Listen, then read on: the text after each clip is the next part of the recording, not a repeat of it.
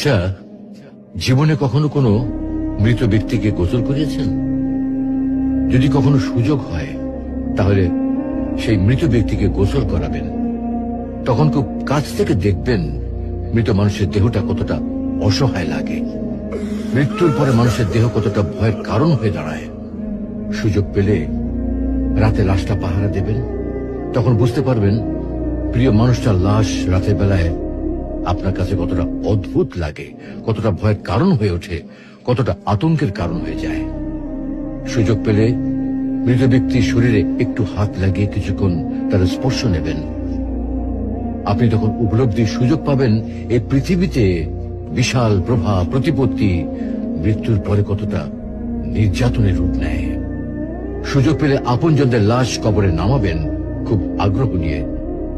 শেষবারের মতো মৃতদেহের মুখটি একবার দেখার চেষ্টা করবেন এবং বারবার উপলব্ধি করার চেষ্টা করবেন এই মৃতদের সাথে অনন্তকালের যাত্রার পথে এটাই আপনার জীবনের শেষ দেখা। সুযোগ পেলে মাঝে মধ্যে কবরস্থানে গিয়ে নীরবে কিছুক্ষণ দাঁড়াবেন। এরপর মনে মনে চিন্তা করবেন জীবনের লাভ ক্ষতির হিসাব। এই মৃত মানুষগুলো এই পৃথিবীতে কি করে গেছেন, কাদের রেখে গেছেন। যাদের রেখে গেছেন তারা কি কখনো এই মৃত মানুষগুলোকে স্মরণ করার জন্য কবরস্থানের আশেপাশে একটি বারের জন্য দেখতে আসে?